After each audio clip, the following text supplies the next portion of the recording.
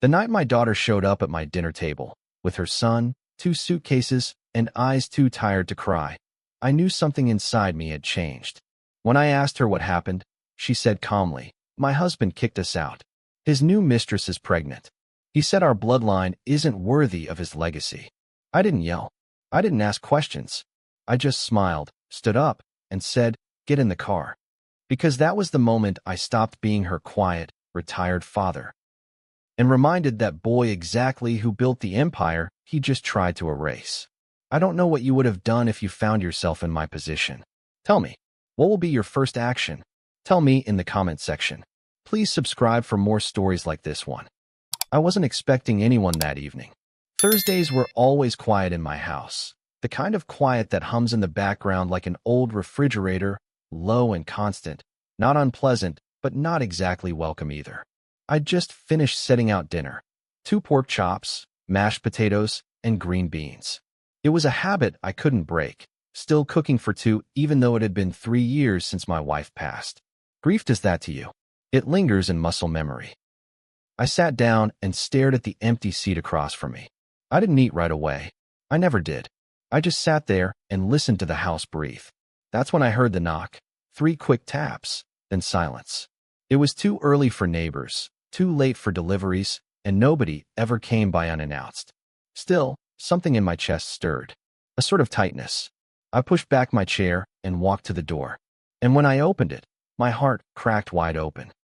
Camila was sitting on the front steps, her knees tucked up against her chest like she was still that little girl who used to hide in the laundry room when she was scared. Her eyes were red and swollen. Next to her sat 2 suitcases, overstuffed and slightly muddy. And right beside her, with his tiny hand clutching hers, was my grandson, Noah. His Spider-Man backpack looked bigger than his whole torso. "Camila?" I blinked, trying to catch up. "What's going on?" She didn't look up at first. Her voice was a whisper, flat and tired like she'd already told the story too many times today. "Jason kicked us out." I froze. "What?" She finally looked at me, and her eyes were glassy but dry, like the tears had run out hours ago. "He has a new woman. She's pregnant. He told me. He told me our bloodline isn't worth his legacy." There it was. That word. Legacy. It clung to the air like smoke. I felt it coil around my lungs and choke me. Legacy. I'd heard him say that before, too many times. Jason always liked to talk big. Legacy, empire, destiny. He acted like he was descended from royalty, when in reality he married into the only legacy he ever had. Mine. I looked down at Noah. He stared up at me like he was trying to figure out if this was his fault. That cut deeper than anything. He was only 5, and already he was learning that grown men sometimes fail to be fathers. I took a breath, slow and steady, to keep from snapping then and there. "Get in the car," I said softly. Camila blinked. "Dad, get in the car," I said again, this time firmer. "It's time he remembers who the real boss is." Her mouth parted like she wanted to argue, but she didn't. She nodded, stood, and started gathering the bags. I helped her load them into the trunk while Noah climbed into the back seat. My dinner sat untouched on the table, growing cold under the kitchen light. But I wasn't hungry anymore. I was focused. This wasn't about revenge. This was about reminding a man what it meant to cross someone who made him everything he is, and what happens when you decide that family is disposable. As I backed out of the driveway and pulled onto the road, I glanced in the rearview mirror. Noah was watching the trees blur past, his face blank. Camila sat in silence beside me, her hands clenched in her lap. She didn't need to say anything.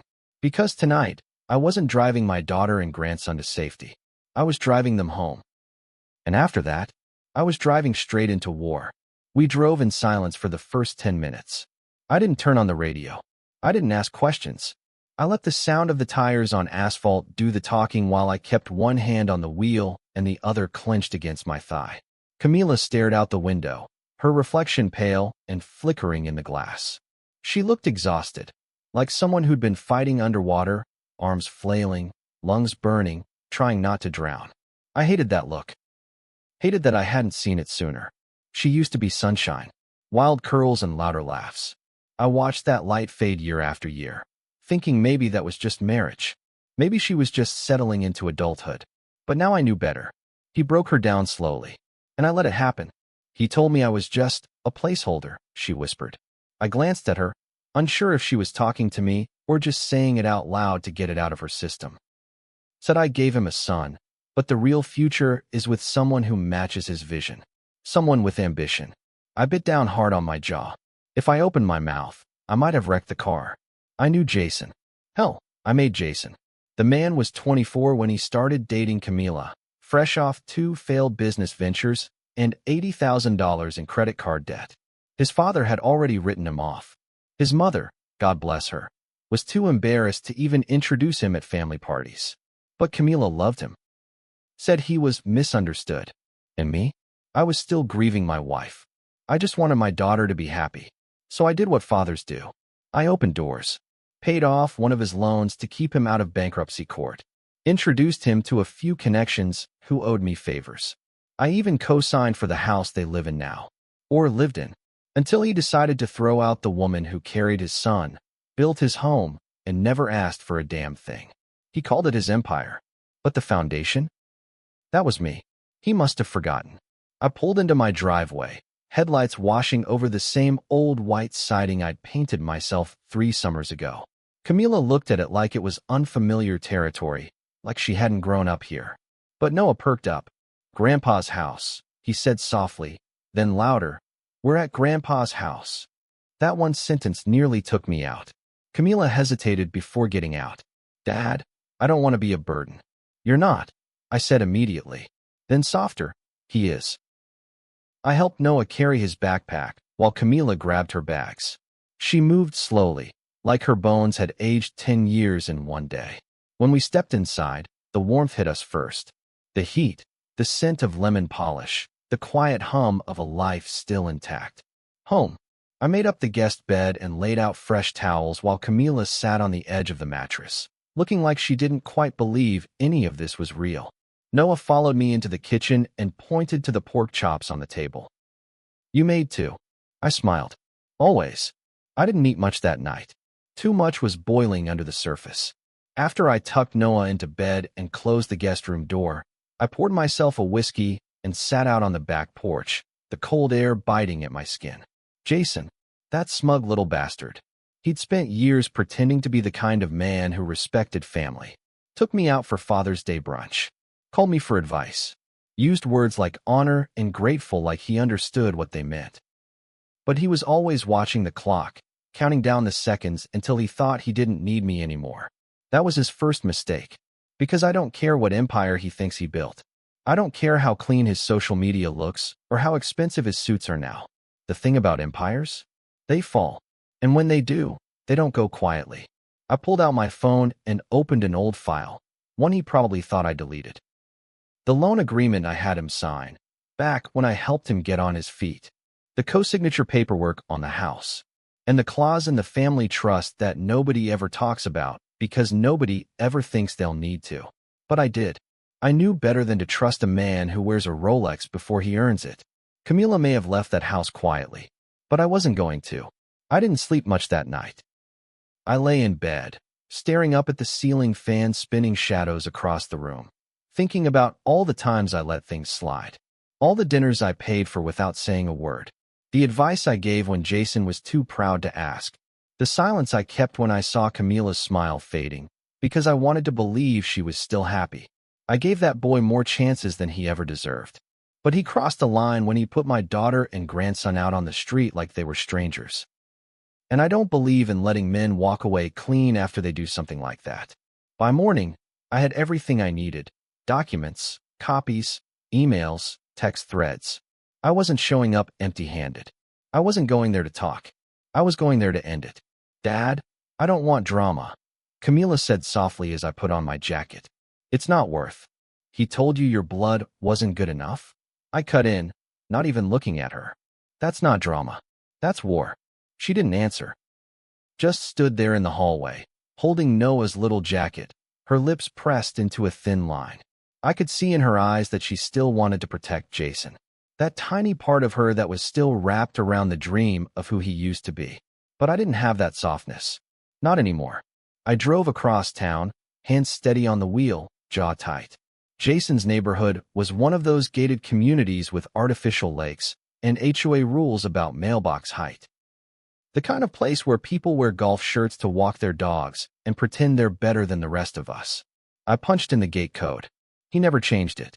As I pulled up to the house I helped him buy, the house Camila made a home, I felt something cold settle in my chest. I didn't bother knocking. I still had a key. Let him call it trespassing if he wanted. Let him call the police. I had receipts. The doors swung open easy. The foyer smelled like lavender and expensive candles. I heard laughter coming from the living room. And then I saw her. Sierra. She was curled up in my old leather chair, the one I gave Jason as a housewarming gift. She looked younger in person than she did in the photos, mid-20s maybe, with long lashes and a smug little smirk like she thought she'd won some kind of prize. She looked up, startled.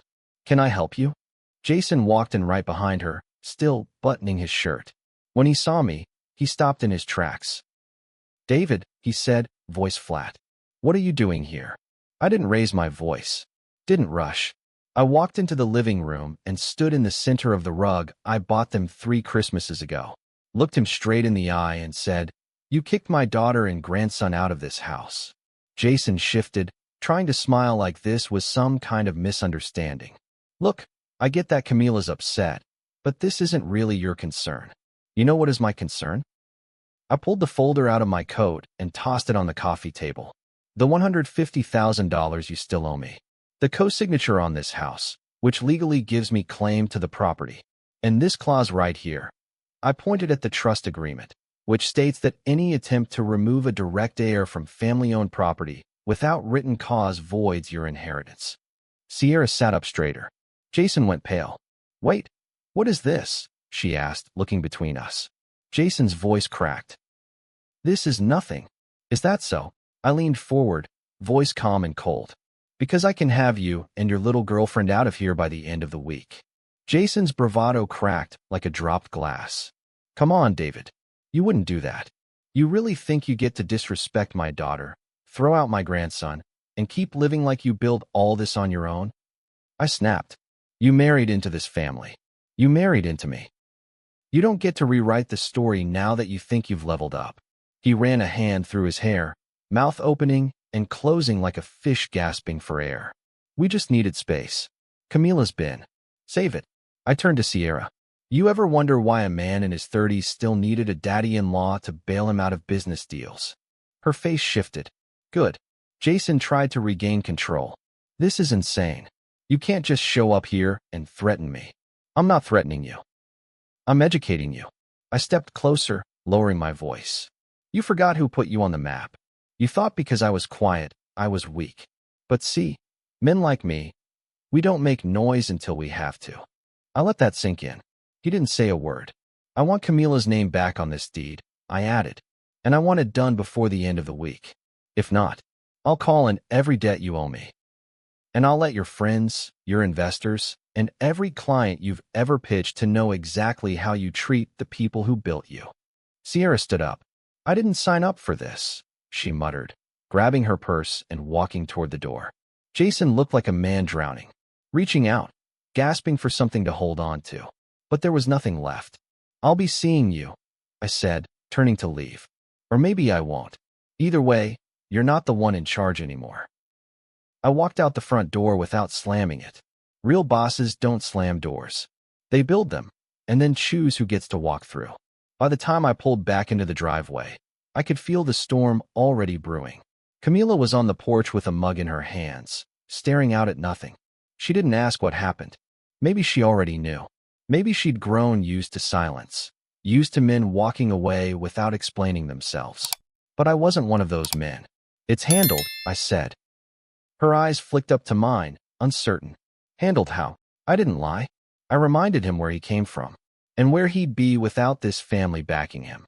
She blinked, her lips pressing together in that same way her mother used to do when she was overwhelmed. "You went to the house." "I went home," I said. "He's the one who turned it into a motel for mistresses." She flinched, and for a moment, I regretted the sharpness in my voice. Camila looked down at her hands, turning the mug slowly. "I don't know if I wanted you to do that." "Well," I said quietly, "I didn't do it for you. She looked at me, startled. Not offended, just confused. I did it for Noah, I continued. So he never grows up thinking his father's treatment of you is normal. I did it so he understands what a real man does when someone threatens his family. She didn't respond, but the tears that welled up in her eyes told me I'd hit the mark. It didn't take long for the news to spread. Our family isn't big, but it runs on group chats and whispers, and by the next morning, my phone was lighting up nonstop. My sister texted first. What did you say to Jason? He's been calling everyone. Then a cousin messaged me. So wait, Camila's really out? What happened? And finally, Jason's father called me directly. I let it ring. He didn't deserve the courtesy of a conversation. Not after years of treating Camila like she was the lucky one. Not after all the times I watched his wife side-eye my daughter like she didn't quite measure up to their standards. Please. My girl was born royalty. They just never recognized the crown. Camila, though, she wasn't prepared for the noise. She kept her phone on silent, face down on the kitchen counter most days. And when she did check it, I'd catch her flinching at whatever fresh message came through. I feel like people are blaming me, she said one night as we sat on the porch, the sound of crickets filling the silence. Like I failed him. Like I couldn't hold it together. You didn't fail anyone, I said. But she just shook her head. You didn't hear the things he said, Dad. The way he made me feel like I was small. Like I wasn't enough. My hands curled into fists on my lap. He said that because he knew if he didn't crush your confidence, you'd leave him. He knew what you were capable of. That's why he needed you to believe you weren't. She didn't say anything, just pulled her sweater tighter around her shoulders and looked out into the night. I didn't push, but the hardest moment came 3 days later. I found Noah curled up in the hallway outside the guest room, hugging a pillow like it was a stuffed animal. His face was red, his little mouth pulled into a trembling line. Hey, buddy, I said, kneeling beside him. What's wrong? He wiped his eyes with the back of his hand. I called Daddy, but he didn't answer. That split me open. I wrapped him in my arms and held him tight. It's not your fault, I whispered. None of this is your fault. He sniffled. Why doesn't he want us? I didn't have an answer. Not one I could say out loud. Because the truth is, Jason didn't stop wanting them. He stopped deserving them. Later that night, I found Camila sitting alone in the laundry room. Just like she used to when she was little. Back then, she'd hide from thunderstorms. Now, she was hiding from the kind of thunder that didn't come from the sky. I heard Noah crying, she said quietly. It's not fair. He still loves him. Of course he does. That's his father. She looked at me, eyes wet. What if I made the wrong choice? I crouched in front of her. You didn't make a choice. He did. You just finally stopped pretending it didn't hurt.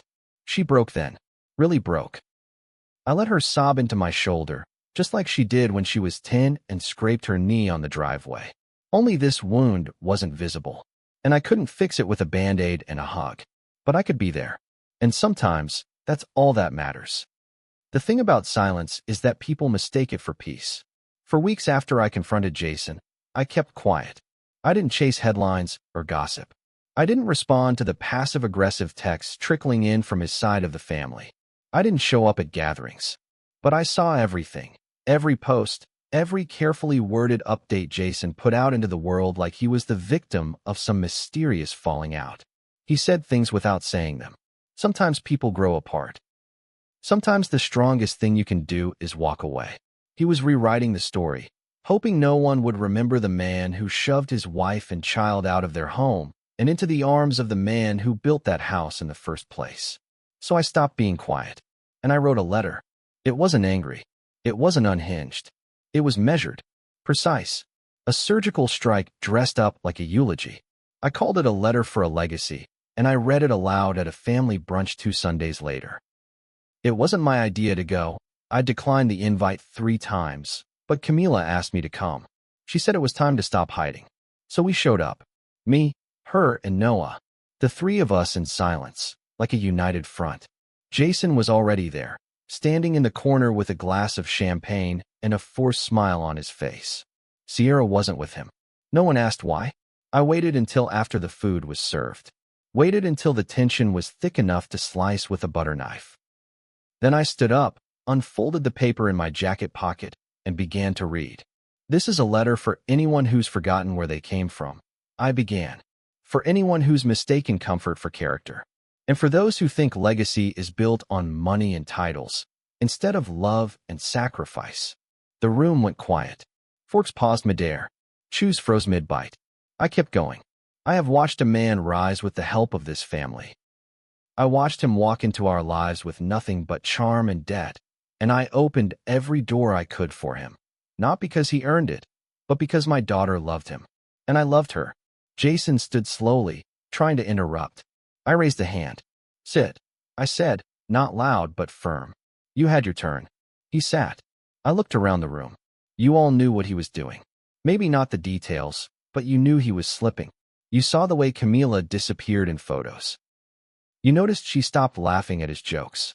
You noticed how much smaller she became just to make space for his ego. And you said nothing. Someone coughed. Someone else whispered something I couldn't hear. I wasn't done. Legacy isn't built by erasing the people who held you up. Legacy is knowing their names, honoring their sacrifices, teaching your children that blood isn't about genetics. It's about protection, about loyalty, about showing up. I turned to Jason. You said my daughter's bloodline wasn't worthy of your legacy. But let me be very clear. You were never worthy of hers. Camila gasped. A few people clapped, unsure whether to be horrified or relieved. And then I folded the letter, placed it on the table, and said, that's all I needed to say. Jason didn't speak. His mouth opened, but no sound came out. His father looked down at his plate. His mother quietly grabbed her purse and walked out. And just like that, the room shifted. He wasn't the center anymore. After brunch, people pulled me aside, some embarrassed, others grateful. You said what we were all thinking. Didn't know it was that bad. I wish someone had stood up like that for me once. Camila stood next to me the whole time, her hand resting lightly on my arm, like she couldn't believe I did it. But I didn't do it for attention. I did it because I was done letting silence protect the wrong people. Later that night, when we got home, she handed me a folded note. Her handwriting was shaky. You gave me my voice back. Thank you for never letting him take yours. I read it 3 times before putting it in my desk drawer, right next to the trust documents, right next to every receipt Jason thought I didn't keep. Because words fade. But proof? Proof is forever. It's quieter now. Not the hollow, grief-soaked quiet that haunted this house after my wife died, but a peaceful, earned silence. The kind that settles over a place where pain has been acknowledged, not buried. Where healing doesn't whisper, it breathes. Noah's laughter echoes from the backyard as I sip my coffee from the porch. He's chasing a soccer ball in grass that hasn't been mowed in a week, wearing his Spider-Man pajamas and no shoes. He's talking to himself, narrating every kick like he's in a stadium. I can hear the joy in his voice. No hesitation, no fear, just light. Camila sits beside me, her legs tucked under a blanket. She's been waking up early again. She signed up for a design course last week. Something online. Something hers. She doesn't talk about Jason anymore. Not in the way she used to. Not like she's unraveling. Now, she mentions him only when she needs to explain something to Noah. Short sentences. Simple truths. Nothing more. It's been a month since the letter. Jason's side of the family has gone mostly silent. A few half-hearted apologies came through, none of which I answered. I wasn't looking for validation. I wasn't looking for anything. Sometimes silence is the only apology I'll accept, because it means they finally know to stop speaking where they were never invited to. Jason, for his part, has vanished from the spotlight. Word got around that he lost a contract with one of his biggest investors. Turns out people don't like doing business with a man who burns his own house down. Last I heard, Sierra was gone too. She left him a week after the brunch, supposedly after realizing that what he built was a tower of debt and ego stacked on sand. Good riddance. But I don't celebrate his fall. Not anymore. I've moved on from revenge. What lives in me now isn't anger, it's clarity. You can give someone everything, your time, your resources, your trust, and still have them look you in the eye and say you were never enough. But that says more about them than it ever will about you. And if you're lucky, if you're really lucky, life gives you the chance to look them right back in the eye and say, watch what I do without you. I look at Camila now, back straighter, voice stronger, and I see what he tried to erase but couldn't. She didn't just survive him. She buried him, not with bitterness, but with grace. And I know now, deep in my chest, that legacy isn't about wealth or power or whose last name is on the company door. Legacy is about who shows up. It's about the people who hold your hand in silence, who fight for you when you're too tired to lift your head, who tuck your child into bed with a story and a soft blanket even when their own heart is heavy. Legacy is not inherited. It's chosen. And my family, we're choosing each other. Every single day, I don't regret what I did. I don't regret standing up, speaking out, or burning the bridge Jason thought he could drag my daughter across. I made peace with the fallout because I built something stronger in its place. I'm not the loudest man in the room. I'm not the one with the flashiest stories or the biggest house. But I'll tell you this. I am the foundation. And no one, not Jason, not his so-called legacy, will ever shake that again. If you've ever been told you weren't worthy, by a partner, by a parent, by anyone who mistook your silence for weakness, this story is your reminder. You don't have to accept the version of you they've written. You can take the pen back. You can start over. And if someone crosses a line that threatens your family, your peace, or your self-respect, don't just push back. Stand tall. Let me know in the comments. What would you have done in David's shoes?